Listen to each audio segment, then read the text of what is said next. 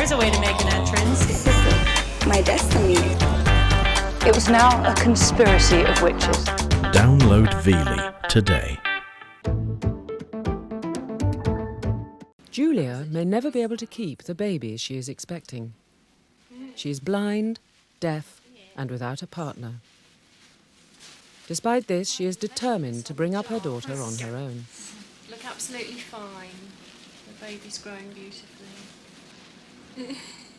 Social workers will probably want to get involved, but I have already tried to make it clear that I just want support and maybe people I can go to for advice, not interference, as I don't take kindly to interference. Can you feel that? Yes, I can. Great. Clearly.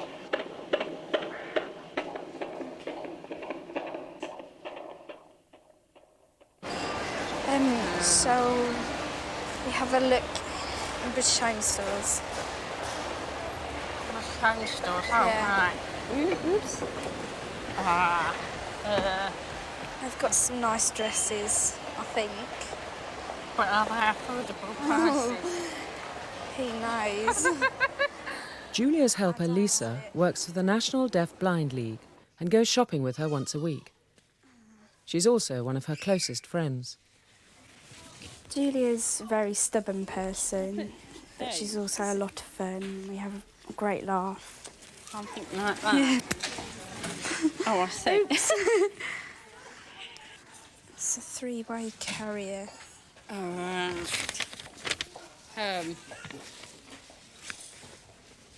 Julia's 5 months pregnant already, and I don't think she realises how much help she is going to need and how much work is involved in having a baby. I think because she is stubborn, that the help she will get, she'll resent.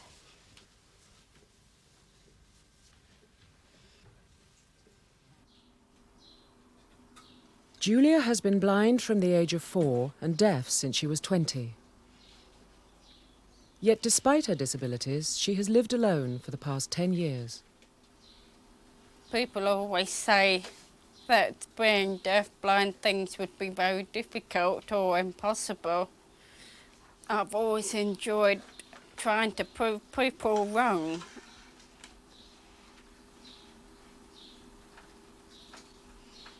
When I found out I was pregnant, I was over the moon, as it was what I wanted. But I did not deliberately set out to get pregnant. No way.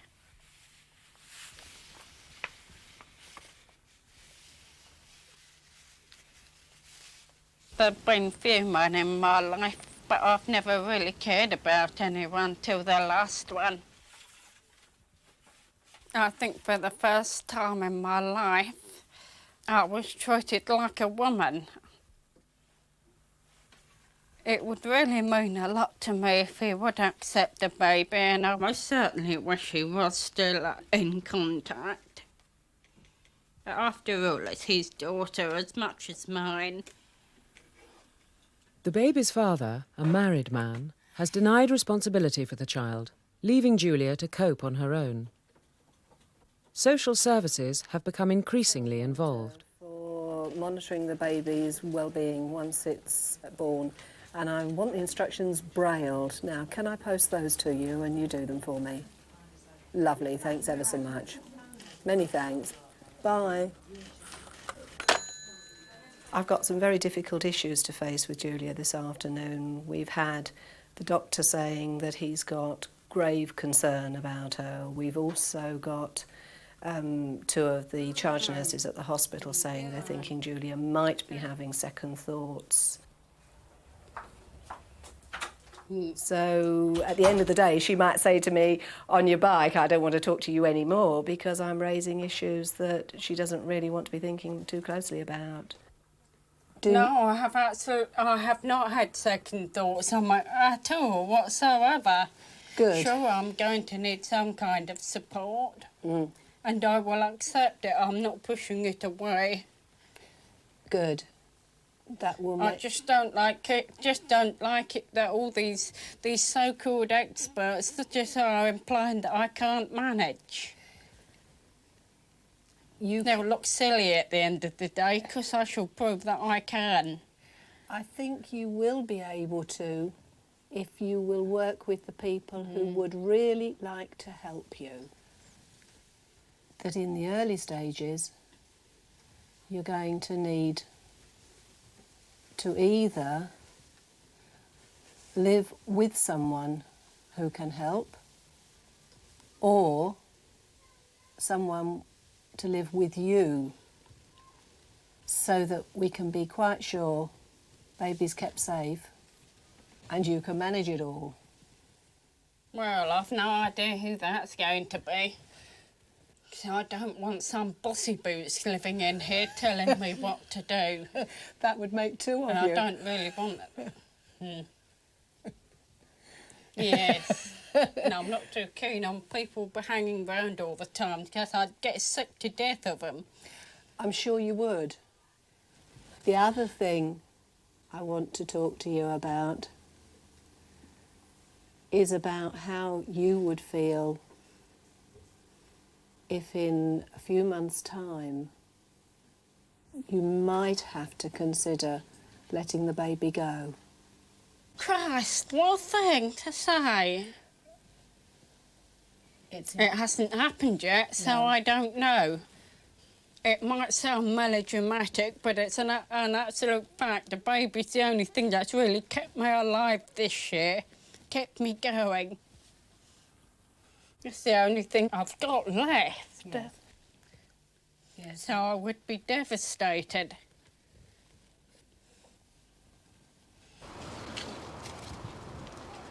It was really hard because it's so difficult to be spontaneous when I'm having to work through somebody else's hand all the time.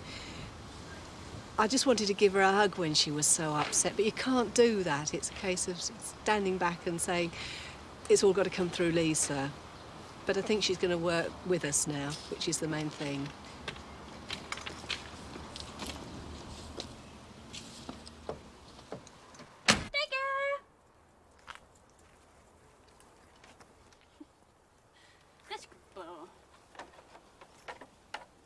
I think having this baby probably would be the biggest challenge of my life, as it will be a person dependent on me for the next 18 years. So I don't think it will be an awful lot different the first year anyway, as looking after a dog. After all, neither can tell you how they're feeling. You have to know by instinct. The first concern often has been, is the baby going to be all right? Now that is a very real issue, and I mean most people would need reassuring that that baby is going to be safe. I mean I need reassuring that that baby is going to be safe. Not only just as a tiny baby when it's more easy to control what the child does, but as it begins to grow and toddle around and move. You know, how aware is a woman who is deaf and blind going to be of all the dangers in the house without a lot of support being put in? And that's going to be another difficult one for her because she wants to be independent. So I would move away from that feeling of I need to prove I'm all right, I'm Julia, I can do it, into I've got a lot of fears and concerns about my baby, the same as any other mum would have. And that's a very different sort of thing for Julia to be thinking about. Not being the achiever, but of being the normal adult. And that's hard.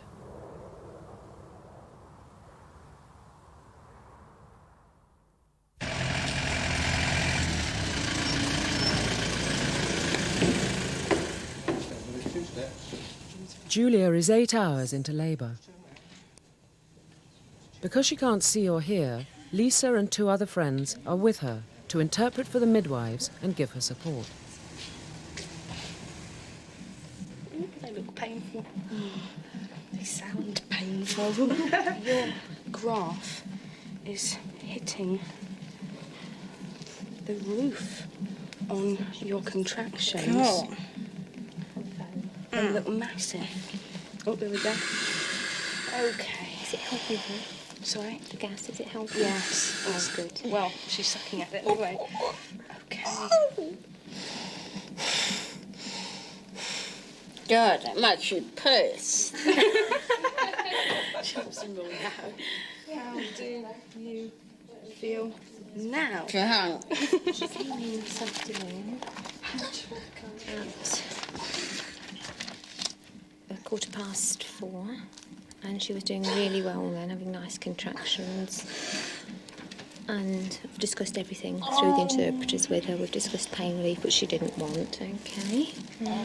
Did he leave any instructions? No, because we could see the head, we thought we'd be all right. Julia had hoped for a natural birth, Hard work. but after 16 hours of labour, things are not going as planned. Tell Julia, baby's been in a little bit of distress now because it's past emotion and the water has turned green around the baby. Oh. So we're waiting for the doctor to come now. Hi. What's happening? Hello there, my name is Mr. Orife. I'm the registrar on call. Speak a lot slower because it's very signing everything for you. My name is Mr. Orife. I'm the registrar. And I just come to, deliver baby. Because getting a bit tired. We're going to numb her tail end. Okay. Oh. Can you just tell her to put her bottom on the bed now?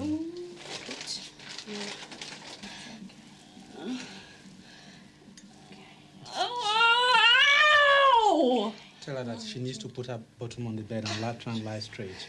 That's the only way we're going to get her delivered. Can I have a pair of tools, please? I think she's just going to have to do it because I can't. Just do it. Hold on. What are you going to do? I'm just going to, cut her now. Tell her to put her back on the bed because you can't deliver her with her, Can you bend your back there? Bend your legs in. Bend your Can you knees. bend your legs in there? Bend your legs in. No, there's legs. Can you bend in? His legs go floppy. Ow. Tell her to bed on. Ow. You're hurting me. Tell her to bed on. Tell her to bed on. You're hurting me. Ow. Ow. Ow. Oh, God. You're a little bitch. You got dogs. Ow. Ow. 10 minutes past 10. Ow. Ow.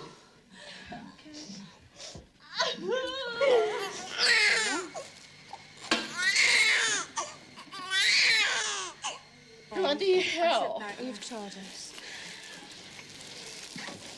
There you go. Feel her face. Well done. You're a horrible cow. Okay. Ooh, she's kicking her feet. That's fun. Absolute fun. Oops.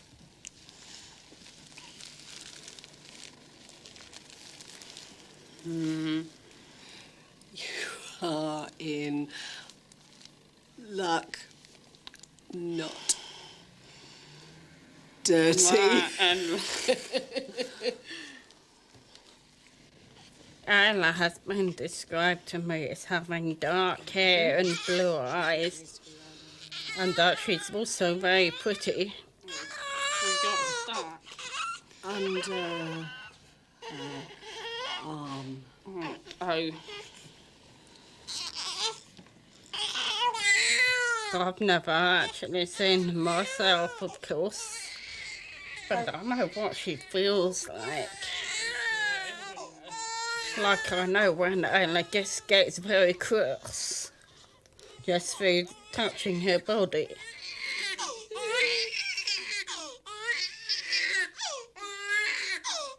But Julia is not to be alone with Ayla.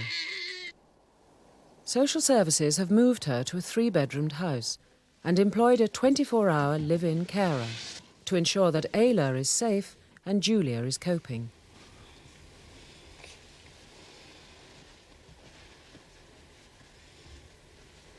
Her carer has been taught sign language and is nearing the end of her first week with Julia.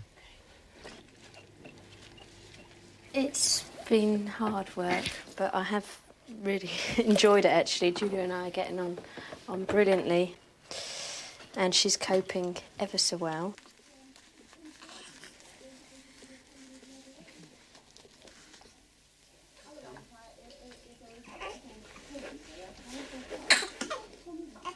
When I first moved in, I did keep a very close eye on Julia, but I've seen that she is quite capable.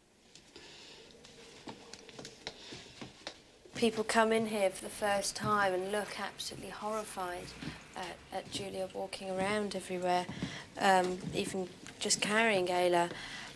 But she's always overcautious that everything's safe, so I don't believe that I have to be on top of her all the time.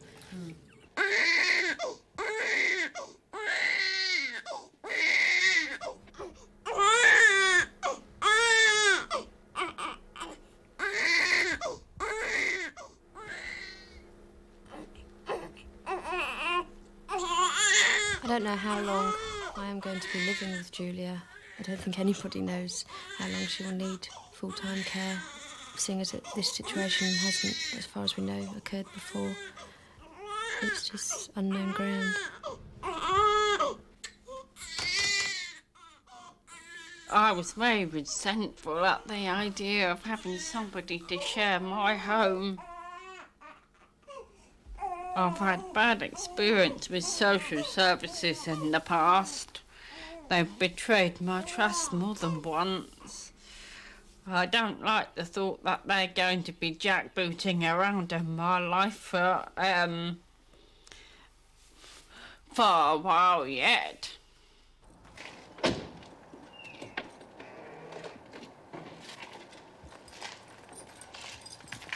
I've been brought in as Ayla's social worker to try to make sure that she's going to get what she needs. I'm feeling quite frustrated with Julia because she's saying that's unfair. I think what she wanted was that we would just leave her alone from the very beginning and just saw what happened, and that she would be the person who would say when she needed help. Just Not the very tips of the fingers, because it hurts. Okay. Yeah. Actually, I cannot trust her to know for certain when she needs help and when there's something wrong. I mean, that's one of the things that I can't get through to her. Listen, I'm trying to make you understand me just as much as you are trying to make me understand you. That's what I am trying to do. That's all. You're putting Ayla more at risk if I don't have more time to myself. Even just a couple of hours. I'm under pressure, don't forget, when I've got to put up with someone 24 hours a day, 7 days a week. For me, you can't come first. I've said it over and over again. I'm not saying I do need to come first. I put her first. Even the dog doesn't come first anymore. Good. Though I make sure he comes a good close second. Good. I come third.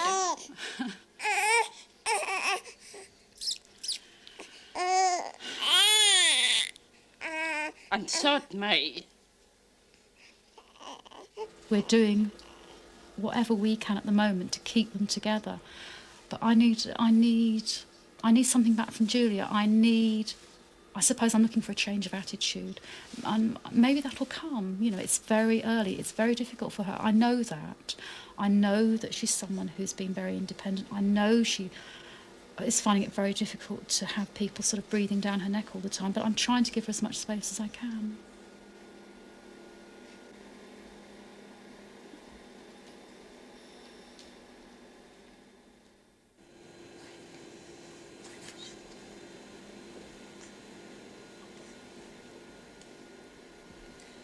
There is a slight risk that the baby will inherit my hearing and sight problem. And I was fully aware all the way along that Ayla might develop it later on. But so far, Ayla's sight and hearing are normal. I've always more or less accepted my blindness, so it's my deafness I've always really bitterly resented. There are different forms of this condition, and if she does develop it, it doesn't necessarily mean she will be deaf. Chances are she will only just be blind. But don't you think that people will think that your attitude is very selfish? Me? Hell, she wasn't blind, was she? I could have aborted her without being that's being selfish. What do you suggest I do? Have her shot? No, but do you not feel... Well then, don't ask stupid questions.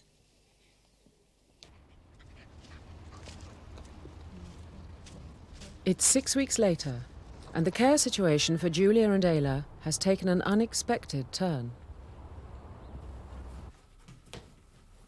Today I'm leaving Julia's. I think the professional relationship between us both is pretty much going.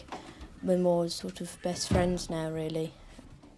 I mean, we've been like a married couple, I suppose, over the last few weeks, you know. Well, we've been with each other more than a married couple would be. We've been with each other 24 hours a day, 7 days a week, or 5 days a week. So I think it is time now to have the break.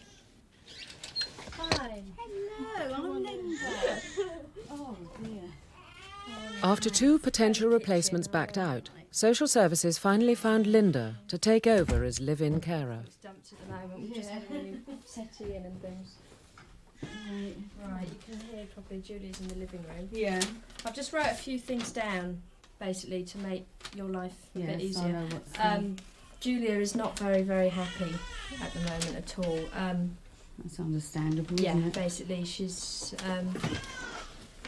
obviously mixed up quite, you know, she just doesn't want somebody else new. She's been sort of had so many different people over the last few weeks. Julia's got very, very strong character. You'll find that out quite quickly. Don't tell her anything. I mean, phrases on the signing, I know they take a bit longer than sort of would you mind if I, rather than I'm going to. But do it. It's worth it. It's worth it with the Otherwise, aggro. you know, I mean, it's her house. You've got to accept that. Used to anyway. I think with Julia, it would take time, but I'm quite a adaptable person, and I can understand her reasonings of why she's going to resent me for a while. Anna's got too friendly, and the work isn't meant to be like that. You know, it'll be quite all right. I feel quite happy.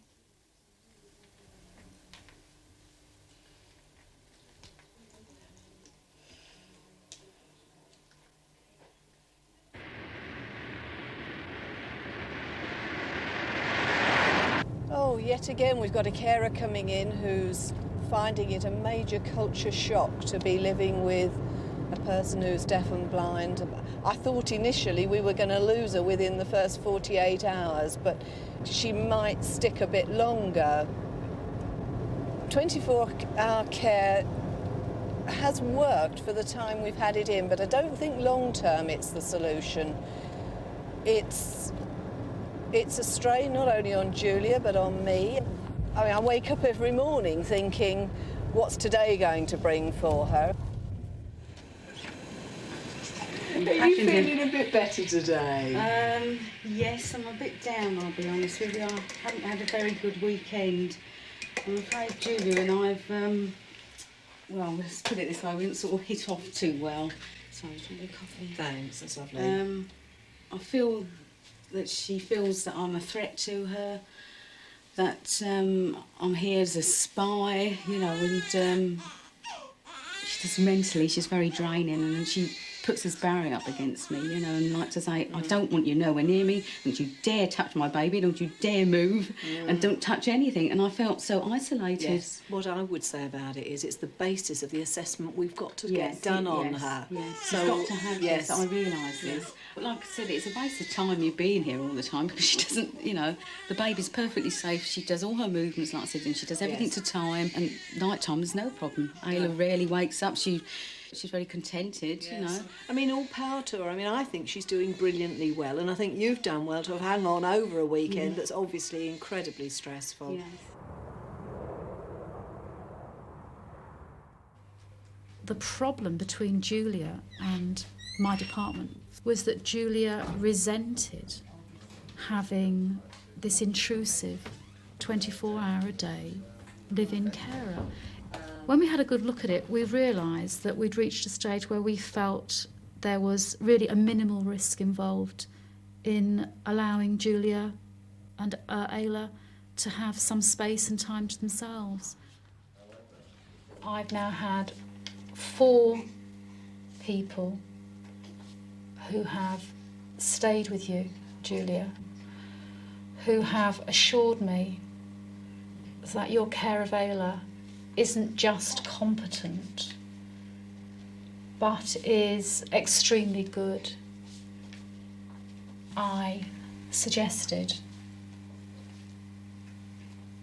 that we call the carer a housekeeper now. You like that idea, don't you? Here we go again. This is a major step forward for Julia. She will be left completely alone with her baby every night. I did wonder. The housekeeper will leave at 7 in the evening and not return until 11 the next morning. And if they stay till 7, they can prepare the evening meal and do the washing up afterwards.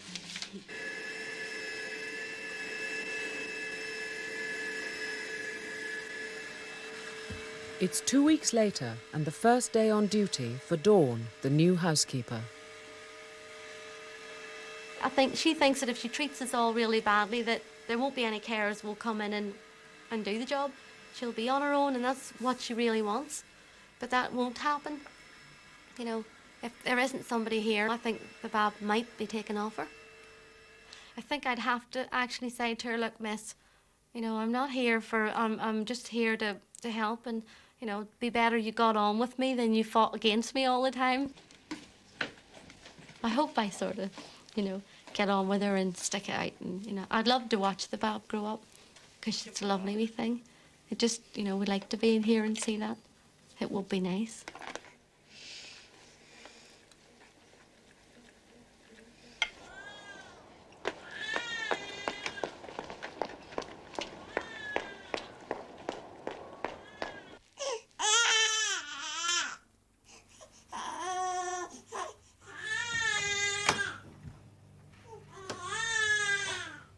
I really don't know what the future holds.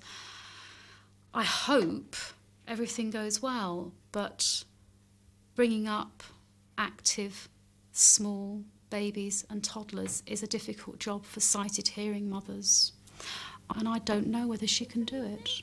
I don't know whether she can do it even with help from us. That's a good girl. 20 toes. 20 toes. I suspect that this is the easy bit, the bit that we've just gone through, Ayla's first 3 months, while she's still a tame, immobile, small baby. As soon as she becomes mobile, which might be by the time she's 5 months old, I think everything will change. Happy birthday to you. Happy birthday, dear Ayla. Happy birthday to you.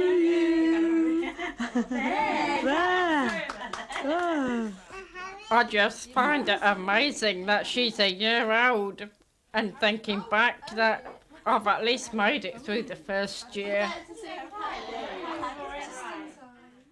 For her party, I invited what I consider some of my closest friends, some of which I only got to know after I came here and because of Ayla.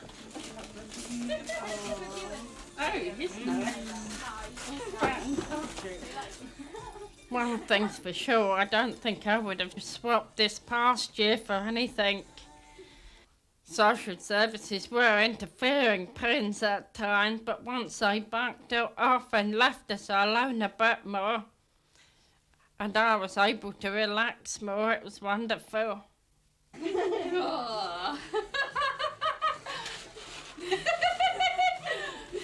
Well, over the last 9 months, Julia's been making very good progress looking after Ayla. She's very sure of her friendship with Lisa. She tolerates me quite well. I think, all things considered, she's a lot less lonely and isolated than she has been at some points of her life. And she's feeling supported and cared for.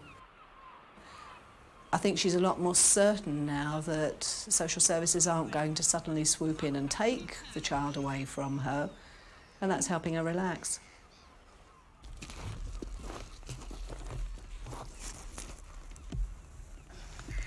Look, Ayla.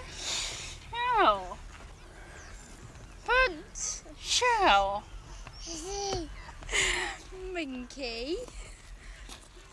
Oh, My relationship with Julia has totally changed. I think we're closer now because of Ayla and because Julia's been through such a lot, and I've shared that with her. And I think being at the birth, God, my opinion of Julia just totally changed. It's one of the best moments of my life, and I'm so grateful that I shared that with her, and I wouldn't give that up for the world. And I think that has just, like, I respect Julia so much now, and we just are much better friends for it.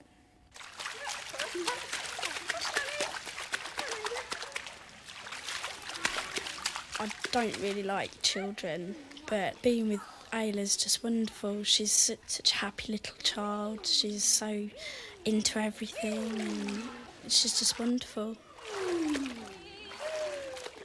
There was a time where I thought that Julia might have to have 24-hour care again when Ayla became mobile, but she won't need it. She's doing fine. Ooh. Big fat pudding lump. Ayla had no expectations of Julia, so the relationship's really working. Come on. And they've got a really good bond. My monkey.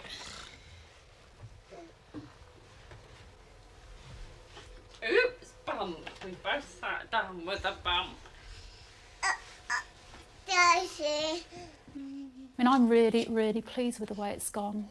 From Ayla's early days, I looked at it in terms of child protection issues, about keeping Ayla safe, and about whether Julia could perform the daily functions of a normal mother and keep Ayla safe and bond with her properly and help her develop. You can't have my feet. Come on, onto the mat. Well.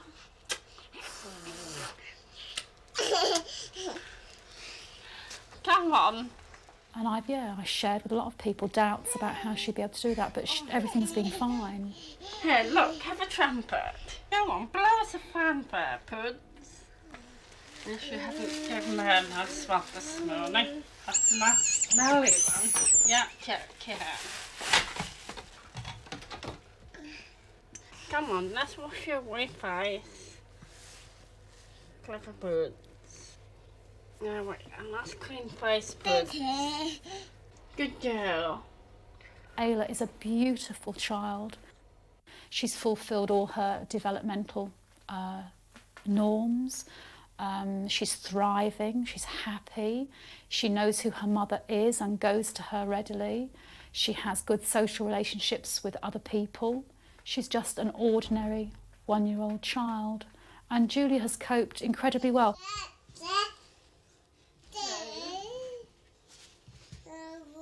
Come on, 3. Come on, 4. Come on, Puds. 5.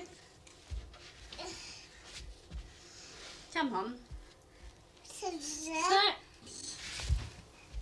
Come on, let's go and have some breakfast. No, we don't want to go up here. Come on. Come on, what are you doing? You want some breakfast? Come on.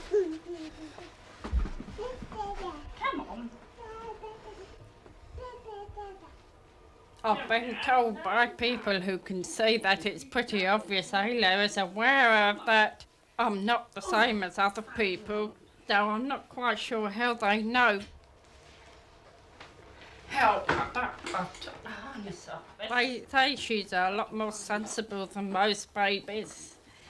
She has learnt not to sling her cup on the floor when she has finished with it, but she will put it into my hand, touching my arm to gain my attention to let me know she wants to give it to me. Whereas sighted people say with them she will just chuck it on the floor.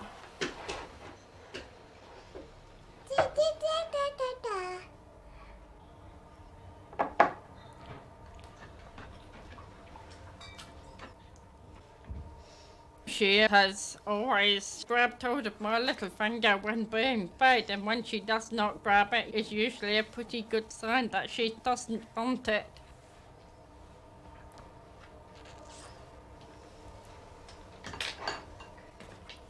Keep your hands down!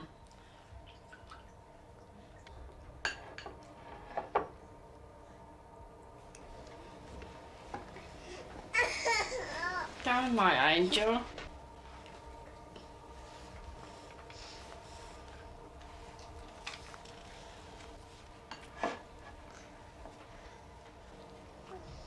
Ayla. No more? Okay, fine, I'll eat it then. Ayla's doing fine. I would say no different from any other little girl. I might be deaf and blind, but I'm still a mum. I'm still a normal mum. Ayla is at no more risk than any other baby, perhaps even less at risk. Because at least she's loved and wanted. Come on, boys! Many other babies of so-called normal mums are not as loved as she is. Hello, puddings!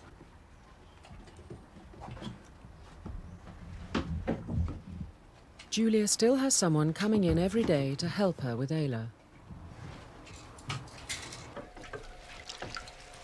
The first housekeeper, Dawn, left after 10 months. Louise is her replacement. When I came here, first thing I was told was Julia will have you in tears for the first 2 weeks. She'll make your life hell, she'll be really horrible to you, but then after that she'll be like a lifelong friend. But we've just never had the tears, we've never had the arguments, we've had no rows or anything. We've got on sort of from day one, so.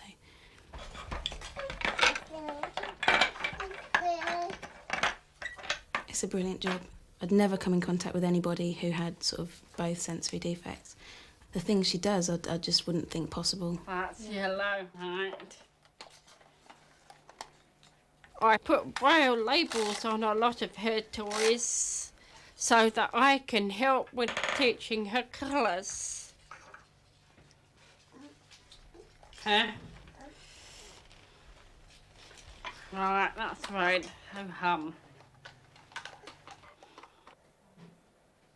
At the moment, she has a tendency to prefer to play by herself, but I try and make a point of sitting down several times a day and we concentrate together.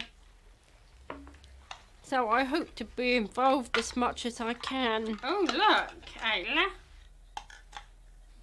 Put it together then. Whoop. Yes, you had the right idea. Come on. Come on, look.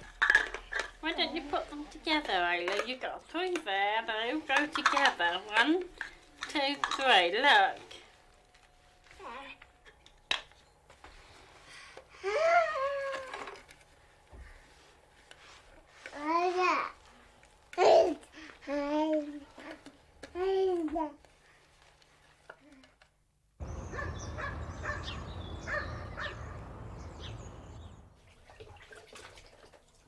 Ayla's 19 months old now.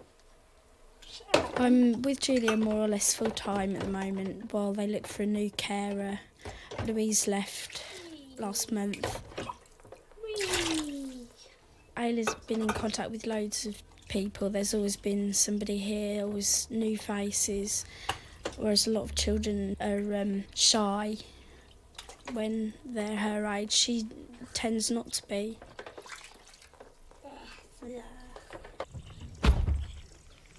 Well, I'm a child clinical psychologist, and the social worker involved thought that it might be very interesting to have a look at the sort of mother-child interactions. We know that children do adapt and can adapt to their particular environments. What we don't, I feel, know is about this specific situation with a parent with dual sensory handicap.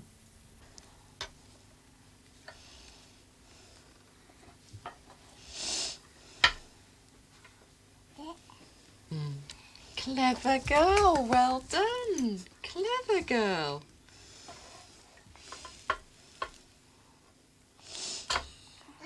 Clever outwards. Good girl, good girl, good girl. Can I have them back? Thank you. Very clever. Shall we find something else to play with?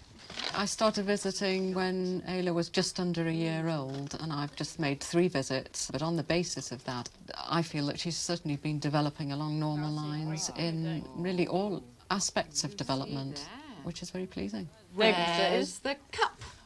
Where's the cup?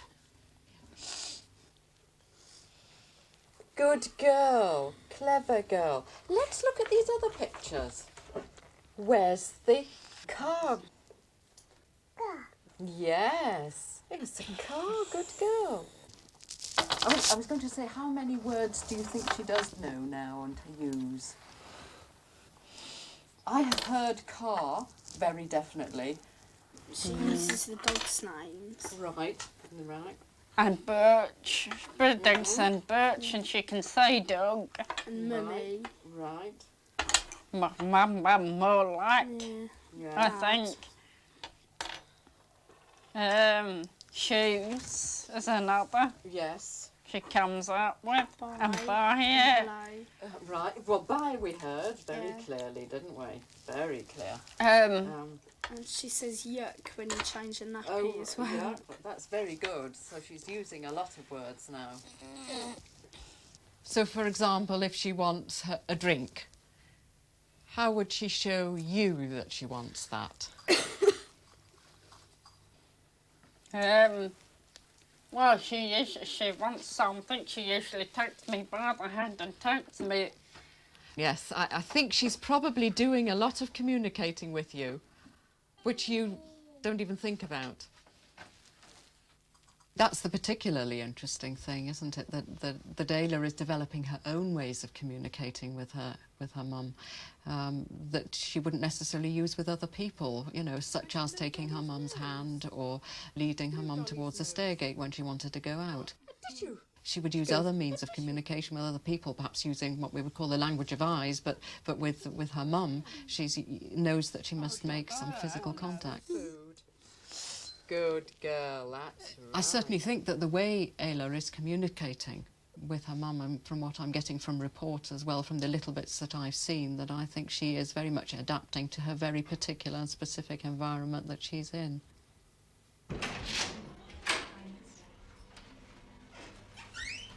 So we just go in Jenny's room. After more than 18 months of supervising Ayla's care, Child Protection Officer Sandra Power is leaving and handing over the case to another social worker. Even if I hadn't been going, actually, I think it would have been a very good time for me to hand it over to somebody else. It's not a child protection case anymore. It needs somebody less controversial for Julia to be involved. And I'm really glad that I'm handing it over at this stage now. Well, I know what happens now. What happens is that she usually disagrees with everything that I say and argues and gets very defensive. But given time to think about it, invariably she admits there was a point to what I said, and she will then try to do something about it. When Sandra told me she was leaving, really the first thing I said into her face was, "Can I hang the flags out?" Good job too, I say. Her parting words were, "Good riddance, you bleep, bleep, bleep cow." But she's never pulled her punches with me. I mean, she's been a bit of a pain at times, but the part of her that has sometimes caused problems with me is also one of her biggest strengths. And that is that she's a very assertive woman. That's how she's got to the position that she's in. She's a high achiever for somebody with her disabilities, and she's absolutely determined to live as normal a life as possible, to be as normal a mother as possible for Ayla. And she has had to fight social workers and authority, and I mean, people with a disability do have problems with people telling them what to do. And I know it's been very difficult for her with me. I haven't got any hard feelings. I don't think I can say the same for her, but that's my job. Steady. Stand, stand, stand. Julia has a boyfriend now called John. Her attitude towards me is that it's none of my business. I'm quite happy about that. I don't think it is any of my business unless I had concerns about his safety with Ayla, and I haven't any. I think it's a really, really positive thing for her. If John becomes a permanent partner and moves in, for instance, then I think we could potentially close the whole thing and forget about them, let them get on with their lives. And that would be a really, really good thing for them. And it would please me to know that that had happened. That I will do it. John's someone I've known for a few years. Meeting while we were doing voluntary work at the National Deafblind League. I suppose John and I just like one another, really. Come on, boys! Come, dog! Batch! Julia's met somebody who she's got a pretty good relationship with. I don't think it's that serious at the moment, but she's a lot happier in herself. She's got a better outlook on life. Her opinion of men was, well, crap basically. And I think John's helping to rectify that, just gradually building up a good friendship. My birthday.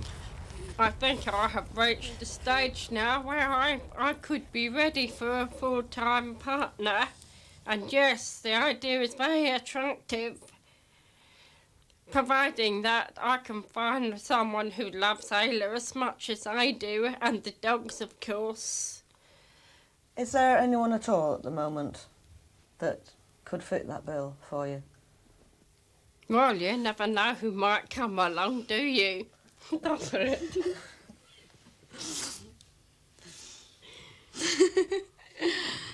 Ayla is now 22 months old. I might not necessarily have put shoes on. The shoes. Julia and John's relationship has blossomed, and they are now living together. Yeah. John started to come to see me regularly when I was pregnant with Ayla. We've just come closer in the last couple of years. Feelings grown stronger, perhaps. Now my partner, I suppose you would call him. It's on the wrong foot. Goes on that foot. Goes on your right foot. Certainly a kind person, good-hearted, and likes Ayla a lot and is good with her and likes the boys, which is just as important. And of course is prepared to put up with me. Why do you want to be with her? Why do you want to be a part of that, do you think? Because I love her mostly. I just get on very well with Julia. We've always got on well, even when we was friends. We got on well together. And most people used to say, "Oh, she can be very snappy or very argumentative," but I've never found that at all. She's always been nice to me. Ayla, give Mummy a hat. Give Mummy a hat. Sweet thing. There you go. Never mind. Thank you, Mummy. We hope to get engaged at some time in the near future, like. We haven't actually set a date. Where's your hat? Where's your hat gone? Oh, you got it. Oh. Put your hat on. There, look. What are you looking for? After that last time, I swore I would never get involved with anybody again, but I just knew deep down that he wouldn't walk out on me, though at times, even now, I still worry. Not because he will walk out on me, I know he won't, but because it's happened before. And I I suppose the scars are still a bit real.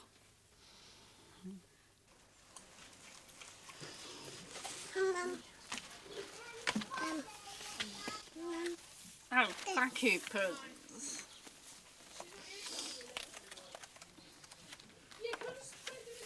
Oh.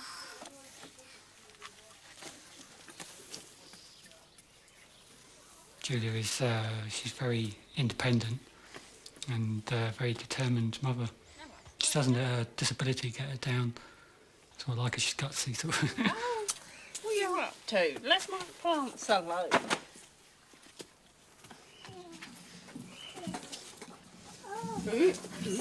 Leave my... No, don't pull at the bits, please, bud.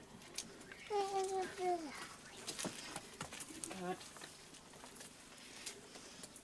Look, Prince. It's a rose bush. Look, pretty roses. I think it is already important that Ayla has a father figure around. Yeah. He can at least help me with discipline if I miss things. Like with a dog, you need to tell them off straight away or praise straight away. Dad! Dad! Dad! Dad! Get it down. Can get your little chair. I look at her as my own daughter. I mean, she calls me daddy and all that, which I'm pleased about. And I mean, I've known her since she was born, so as far as she knows, I'm her real dad sort of thing. But I think of her as a daughter, yeah. Come on then, can get the chair. Oh, that's it. It's nice to have Ayla, yeah, of course, but it's not everything. Julia's more important, and I mean, she means a lot to me. Julia does. She's very loving, really, but she doesn't like people to know that. She doesn't show her love a lot, but she is really. Why do you think that is? Mainly because she's been hurt so many times before. She doesn't like to show her feelings too much. She's afraid that if she shows her feelings that I might sort of up and go or something. But it doesn't really bother me much because I think it's better if she's, I mean, somebody that shows their feelings more, they get too loving and too overpowering anyway. So Julia's very relaxed about our relationship and we get on better that way.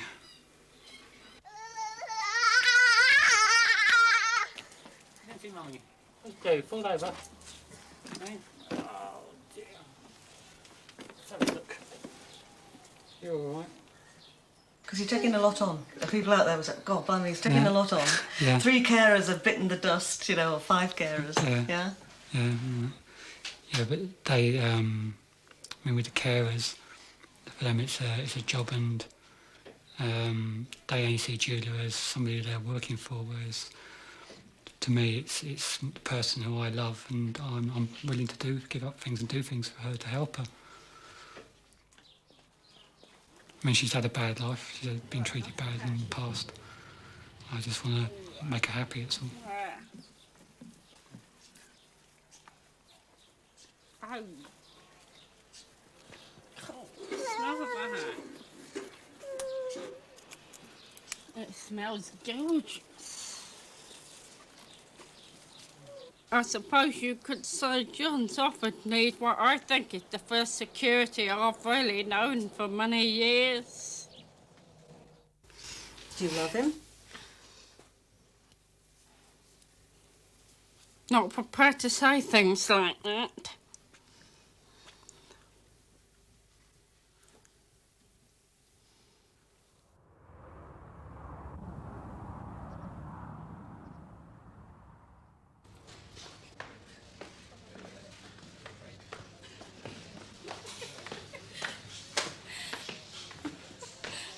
Jelly's warm.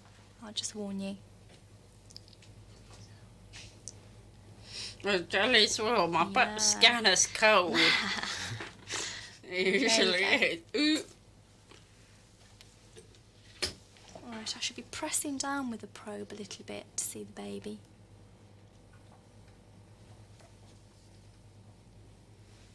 You can actually see the lens of the eye. You can just make it out just around there.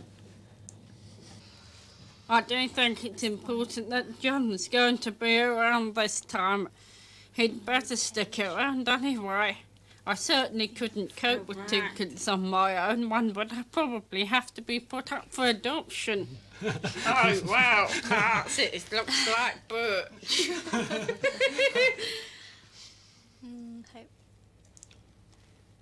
I had doubts at first, nothing personal against John, just because of her past relationships. I didn't want her to get hurt again. I think they're both really pleased that they were expecting another child, and the future looks good for them. Fingers crossed.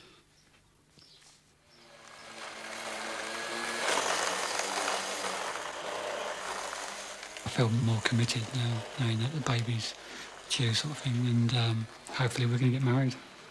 So really, yes, I'm very happy that it's worked out the way it has. It's certainly nice knowing that I've found somebody who wants to stay and share the responsibilities with me, knowing that I can rely on his support and someone hopefully to protect me from social services. Over this side. All right.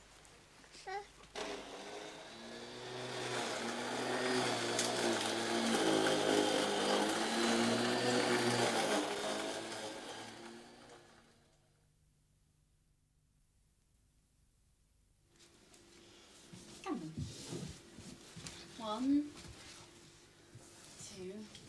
I went off shopping last Tuesday morning as usual, and when I came home I found 2 letters by the kettle from John to say that he was leaving.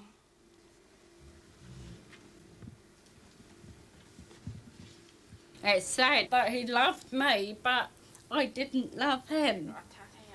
Because I never said it, apparently. I apparently never told him. I just didn't know he needed me to say things. I just didn't know it's going to haunt me. Because I didn't know. I thought I showed him. God, I'm going to live with this for the rest of my life, the regret of not saying.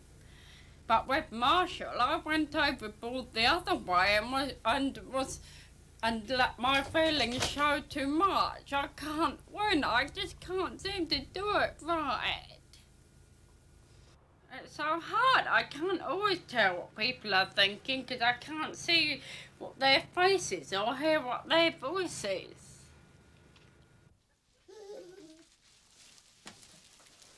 Hello, Cherub. This baby was planned. I was never intending to have it on my own. True, I still got Ayla, but she won't soften the blow of having to give a baby away that I don't want to give away. It's not that it will be taken away, it's just that I won't really have any choice because I know I can't give individual attention to 2. Come on then, into bed, sweetheart. He loved Ayla so much. I just don't believe it.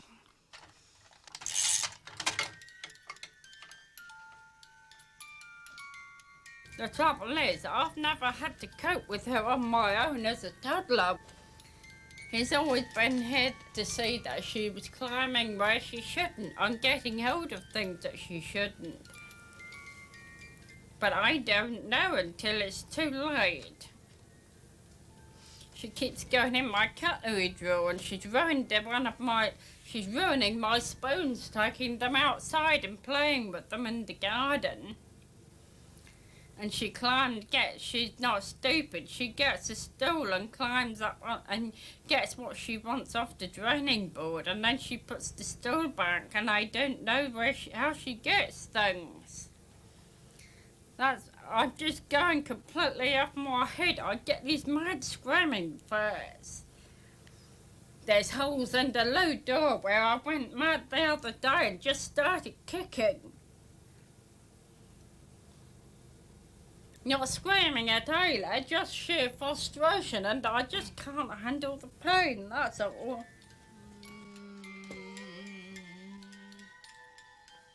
It may be that I will have to let Ayla go, as I just don't think I could live with it.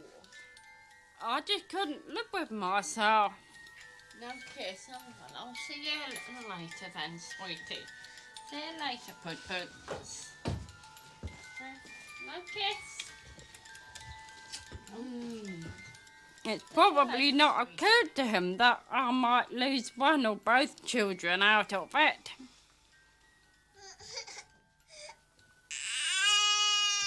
But I don't believe he doesn't care. He just thinks I don't love him. I've always loved him, really, but perhaps I didn't realise how much until now. I just want a chance to prove it, that's all. I just want to save the relationship. We're so good together, we have a good life. Ayla needs him, the baby needs him. Why do I keep going wrong?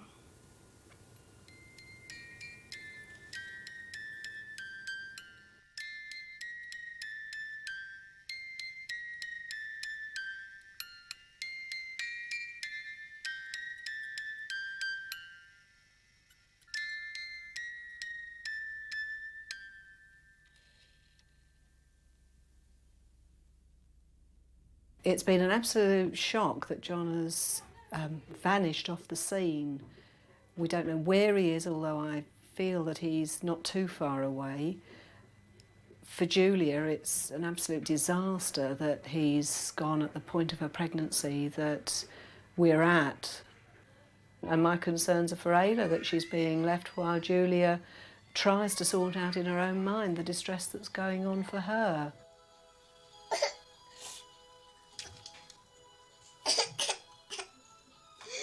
My main concern for her at the moment is that we provide her with some help while she is so distressed.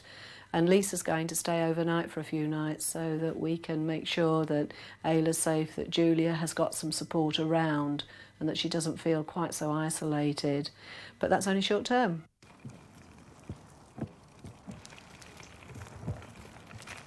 If John doesn't return, the childcare team will be thinking very seriously about what's best for Ayla. Ayla's future will be in jeopardy unless Julia gets herself very quickly together. And at the moment she's in no fit state to do it.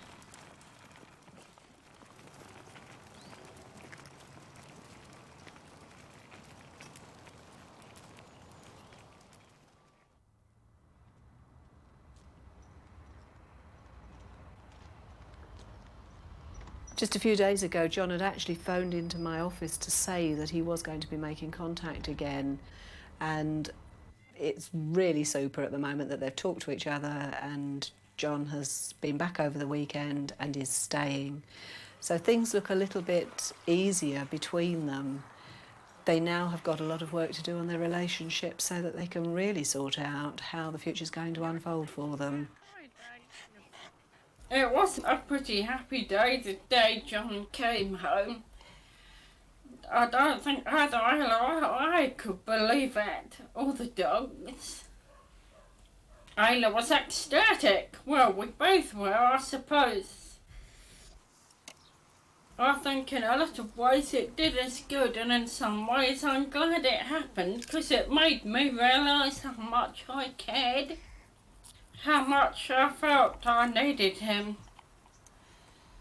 I can now relax and we can get on with life together as we had originally planned. And hopefully make another person well as happy as I can. As he's making me happy.